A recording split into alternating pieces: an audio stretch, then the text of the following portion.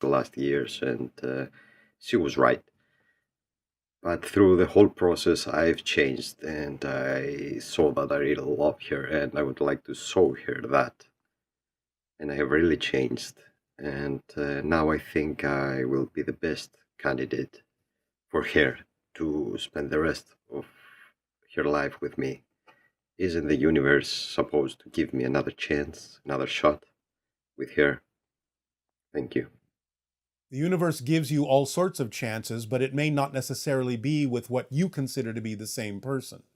Because if there is something else that is now more representative, someone else that's now more representative of the changes you have made in your life, then if that person shows up in your life, you won't care that it's not the same person, because that person will feel correct, because that person is a reflection of the changes you have made as a perfect match.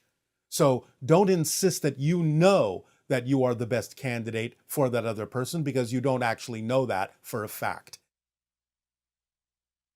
And it can be preventing you from actually attracting who you need that would actually be the best relationship for you. So just allow yourself to know you have changed. Allow what needs to come in, because even if it looks like the same person is coming back to you, it's not the same person, because if you've changed, they will have to change to match the changes in you as well. So don't insist on the look of who the person is. Allow yourself to simply let in the person that is actually the best representation of the changes you've made within yourself. Hi, Bashar.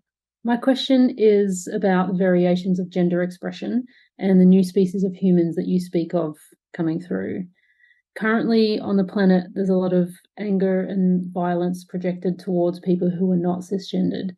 And I was wondering if you could speak to us about transgenderism and variations of gender expression and how we can better understand each other's differences.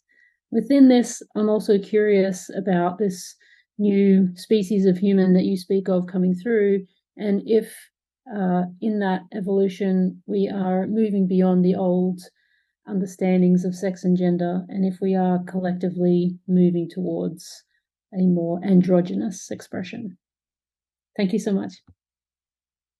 To some degree, you are. You will not lose the idea of the genders, but you will be more allowing of the understanding that spirit is everything and nothing, and can be anything in physical terms.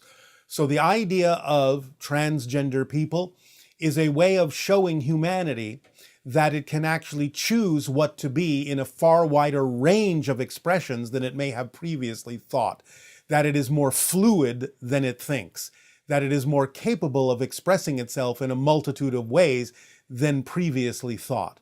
So therefore, you have to look at the idea that it is an expression of spirit, that spirit can be anything and everything, and it can serve humanity to be far more flexible in its understanding of what it can be. Hello, Bashar. So nice meeting you. And you as well. What would you like to discuss this day? Oh, my questions would be about my role as a first contact specialist. I know that as a child, during the night, I was taking part in the hybridization project. And also that nowadays, during the nights, I'm on the spaceship with the hybrid children. So I'm really looking forward as working as a first contact specialist. Why is it that I cannot remember anything from my experiences during the night? You obviously remember something, or you wouldn't be having this question. So the idea is that there is a timing to remembering these things, and the timing at which you remember them is used as a barometer to understand how close contact actually is. So it's all right. Just move forward by acting on the formula, acting on your passion, and you will allow your life to unfold in a way where you will arrive exactly where you need to be, exactly when you need to be there, interacting with exactly who you need to interact with, and remembering what it is you need to remember. But there's no point in remembering it before you need to remember it. It's not time yet for you to remember a lot of the things you were taught on the ships, because those things don't come into play until you're actually interacting with the hybrid children on Earth. Yes. And I sense that, well, I'm communicating with them telepathically. Yes. And I sense every now and then in the daytime, they are with me in the room, in my living room. And then sometimes I can't see them, but I sense them. And sometimes I visualize, or it just is an impression that they start materializing in my Yes. presence. So that's the way it might happen. Yes, in a sense, because what they're doing is coming into a slightly altered version of physical reality that is just beyond the normal physical reality that you consider to be your physical reality, to entice your senses to stretch and perceive them in that reality. And the rate at which humanity can do that also is used as a barometer to understand how close those two realities are coming together when you start to be able to perceive what's in that reality and make it one reality, shift yourself to that version of reality where they also exist, because they exist in a slightly different version of physical reality than you do. So being able to sense that and see them more and more and more physically as time goes on means that those reality vibrations are merging and you're coming closer and closer and closer to the point of contact. Yes, because during the daytime, I often hear myself saying, "Oh, yes, you're welcome." But then during the night, when I'm going to the toilet, I think, "Well, no, not now." So Yes. during the night, there's still a fear inside of me to meet them. Is that a problem to meet them in the daytime? Do I have to heal that? Again, the idea is to look within yourself for anything that you are afraid might happen if you move forward in your passion and deal with it and let it go. Because again, remember, some of it is just unfamiliarity with their higher frequency that may cause your physical body to go into survival mode, because exposure to their frequency can make your physical body believe that it's actually dying. And that's why it goes into survival mode, which can feel like fear. So it's not about the idea even necessarily that you have fear beliefs to let go of, other than the idea that you have to get used to a different vibration that your physical mind and physical body interprets as death. Because a lot of the higher vibrations of interdimensional beings operate on a very similar frequency to that of spirit. And so your physical body can interpret that interaction and that frequency as if it's dying. And that may be mostly what you're feeling. You'll get used to it if you remove any fear of death that you have by understanding that you're already in spirit and that physical reality is just a projection from spirit. Yes. Yes, and my highest excitement is channeling, going into the channel state. I do that a lot, as often as I can. All But then right. I notice I only channel my higher self. It really feels like me. But my highest excitement is to channel other species.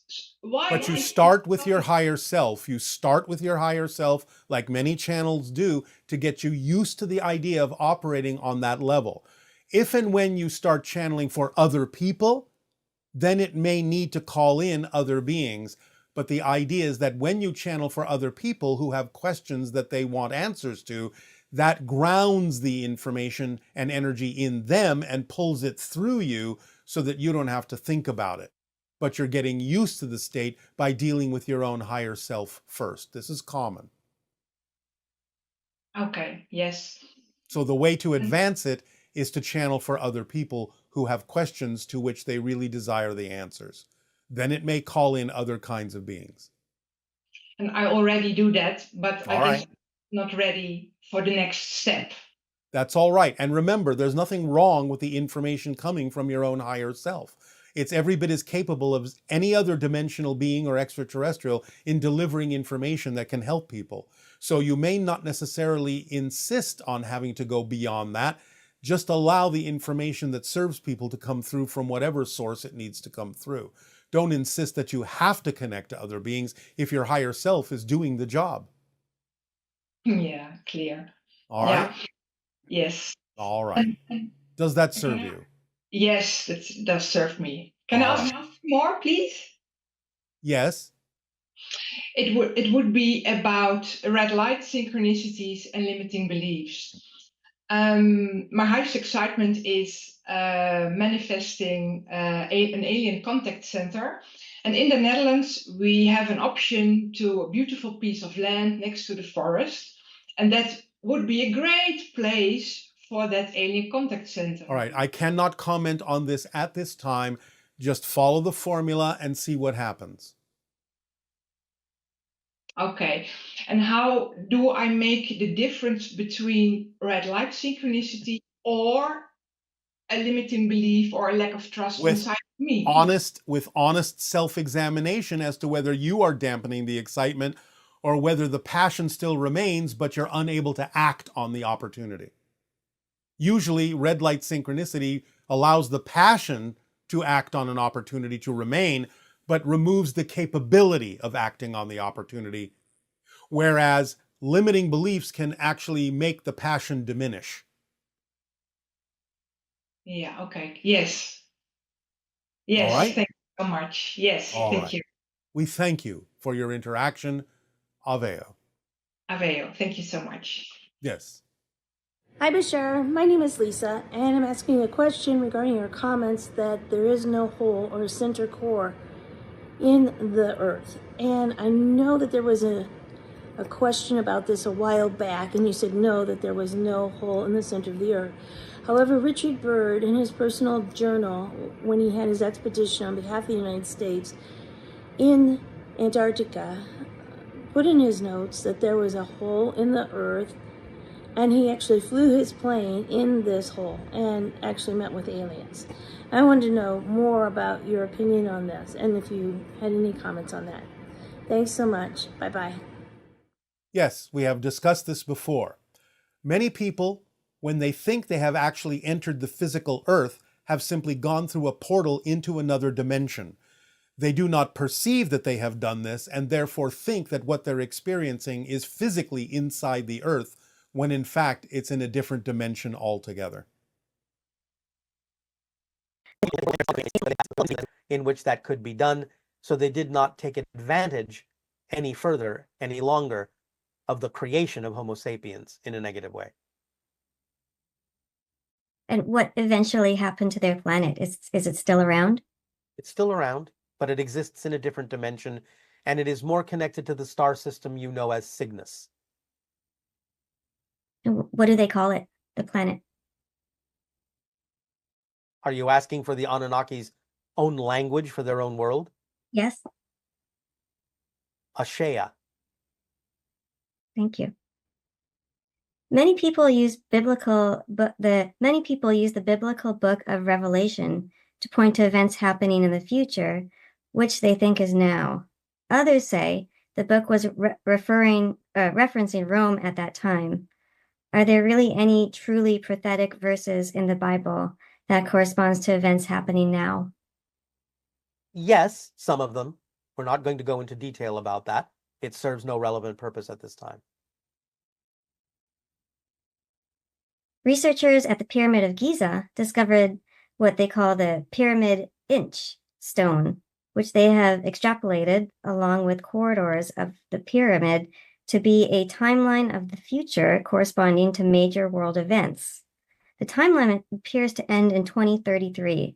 Is there any validity to this, and does it coordinate with open contact occurring in this window? Yes, it does, because everything changes after that point. As we said, open contact will occur most likely within the next 5 years, and the changes that will result from that will start to really impact the direction of humanity from that point forward. So basically, your 5 years leads up to 2030, and then 3 years after that, you will see a massive directional shift in humanity between 2033 and 2050 that will reset the direction of humanity for its future evolution. So yes, it's generally accurate in terms of when humanity changes direction and shifts its frequency in a new direction that will help it merge with the galactic family. It will be in the future remembered as an important shifting year, 2033, an important year of shift, an important direction change, what you call a sea change. 33 is also an important number. Is that correct? Yes. Mhm. And this is why we operate in the idea of threes because creation and existence is a trinity. Therefore, vibrationally speaking, the double 33 is a very powerful transformational gate that you are going to walk through.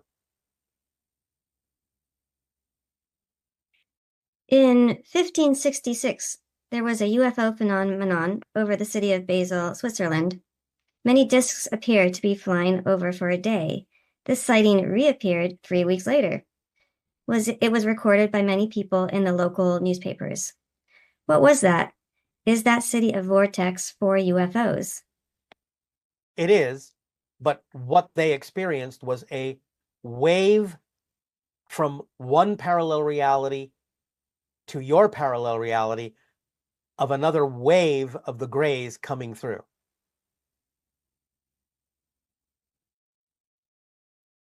I read a book by Ramtha where he mentions events that are supposed to happen to our planet.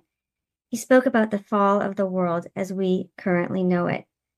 Many things I learned from him resonate with me, but the idea of societal collapse does not. You have often spoken about the fact that we create our own reality. Does this mean that the idea of the collapse doesn't does this mean that if the idea of the collapse doesn't resonate with me, it won't happen? Also, could you share some information you might have about Ramtha? We will share nothing about Ramtha because we do not endorse or deny any source of information. But the idea of the collapse is simply that you are using a negative definitional word.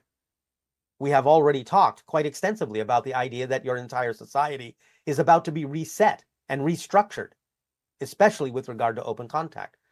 So you can look at that as the dissolution of your old society, a collapse, if you will, but a reinvention, a restructuring of the idea. And you are part of that. So you'll be around for it, but you don't have to see it as a negative collapse.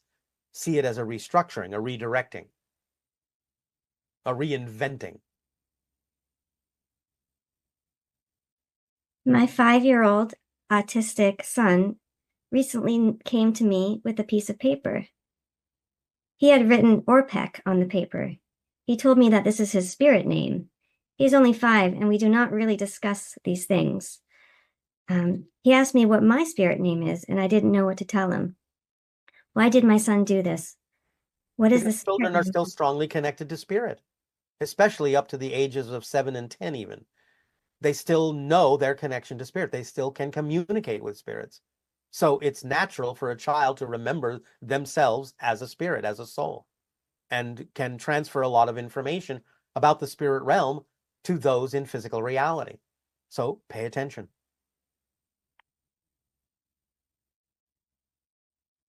Can you explain the concept of time in a way the physical human mind can understand? What is time, and what role does it serve?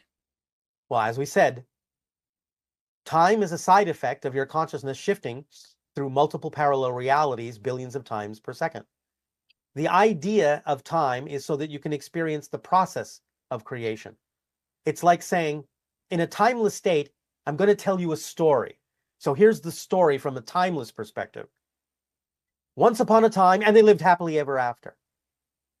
What happened to the middle of the story? What happened to how did we get from once upon a time to happily ever after? What was the process? What was the adventure? What was the experience? What were the lessons? How did it grow? How did it change? What was the path?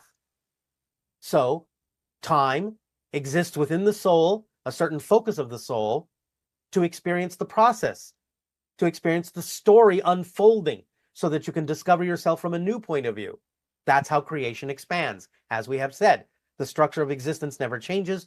What changes constantly, what expands creation, is your relationship to it, your perspective of it, your experience of it. And that's what time is for, to allow existence to continue to expand infinitely so that you can discover yourself from a new point of view, which allows existence and all that is to experience itself from a new point of view, constantly, constantly, constantly experiencing itself, changing, expanding, growing, learning, being new. But the structure never changes. It is what it is. Existence is what it is. The experience of existence only happens with the idea of time. Otherwise, there's no experience. Things just are. Is it possible to become too dependent on our permission slips, such as with crystals? I had something happen and I reached into my pocket to hold on to the crystals, and I realized I'd forgotten to put them in there and started to freak out, thinking I needed the crystals to keep me in the positive, even though deep down I know it's not true. Well, if deep down you know it's not true, then you know that the answer to your question is yes, of course. Anything can become an addiction from the negative side. The idea of anything you use as a permission slip is to teach you that the power is coming from you. It's just that you happen to be using a particular device that aligns with your belief system to allow yourself to be more of who you are. So yes, if you rely on it more than you need to, then yes, it can become a crutch. It can become an addiction. So the fact that you panicked when you realized you didn't have it might be a good indication that you need to start allowing yourself to wean yourself from that so that you can understand more clearly that you're the one that has the power and that the permission slip is just allowing you to be more aware of that. It's not coming from the permission slip. It's coming from you. And this next person says, my contact crystal broke. Is that a symbolic representation of something? I still feel my heartbeat when I do the meditation on it. Yes, in that sense, it doesn't really mean that much. The idea of the contact crystal breaking can be slightly a permission slip recognition that the idea of open contact has been slightly postponed. But that's all. Don't worry about it. Can you tell us why it's been postponed? I already did, didn't I? I Your suppose. reactions to the comments that were made act as a barometer that tell us whether you are or not ready for contact. So there is still a little more work to do. There is still a little more clarification to be had. And this is why we encourage all of you to start talking to one another, regardless of your belief system. Do that work, and the nature of open contact will become more positive. Refuse to do the work, stay sequestered in your differences and divisiveness, open contact will take on a different flavor and a different color. It will still happen, but you may prefer the version of open contact that is more representative of coming together than being divisive. That's all we will say about that. This person says they saw Wicked last night, the movie, and it was a thrilling experience.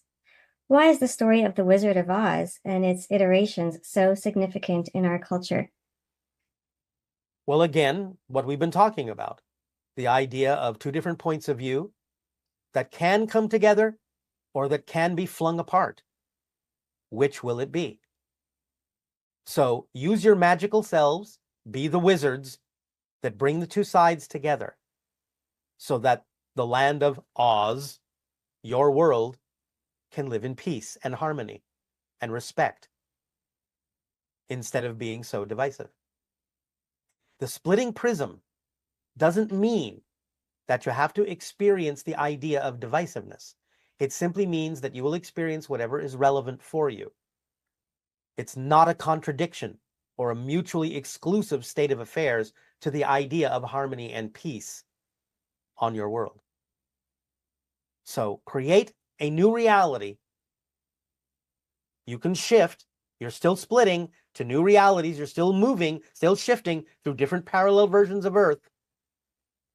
But you can certainly do that with more togetherness than divisiveness. We would love to welcome all of you. Not that we have to, but we would love to welcome all of you and introduce all of you to your galactic family. But you're the ones in charge. Remember, fear and negativity are not conducive to open contact. That's all we will say.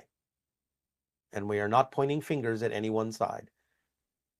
You both have an abundance of fear and negativity. Let it go. Talk to one another. Support each other. Explore each other. Find the deeper issues in each other that you can all agree on. Recognize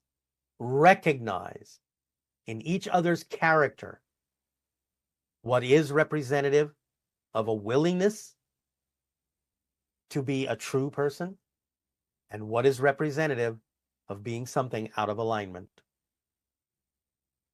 So, discern, but work together to do so. Again, there's a lot happening you are unaware of on many different levels. Come together, find out what that is, make a declaration of true independence. Move forward together. The time is close approaching for the introduction of the oracle. Are you done with your questions for the moment? Yes, that is the end of our questions. Is there anything else you would like to add? We will now add and allow and facilitate what the oracle will say. Once again, we remind you, before the oracle speaks, the two most important things that we have shared with all of you at this time on your planet to move you toward contact in a positive, creative, peaceful, harmonious way is to remember that it's not about what happens, it's about what you do with what happens that makes the difference, and to stay in a positive state no matter what manifests so that you can get a benefit from it. Remember those two things along with what the oracle now has to say.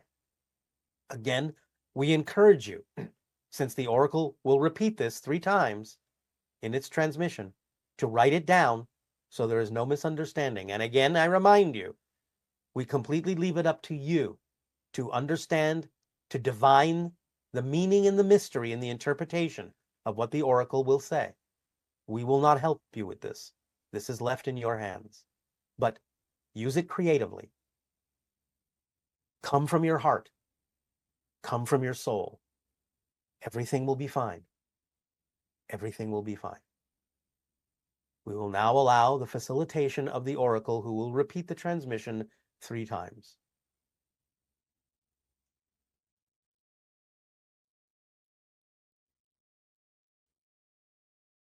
The dark night of the soul calls forth the light within. And when the light of truth comes forth, the blind shall see once again. The dark night of the soul calls forth the light within. And when the light of truth comes forth, the blind shall see once again. The dark night of the soul calls forth the light within. And once the light of truth comes forth, the blind shall see once again.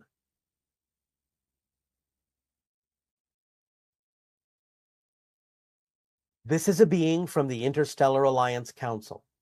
Again, it translates in your language simply as the Oracle. This was an oracular transmission. There may be more in the future as we get closer to the idea of open contact. We will leave it to you to ponder the mysteries inherent within the oracular transmission.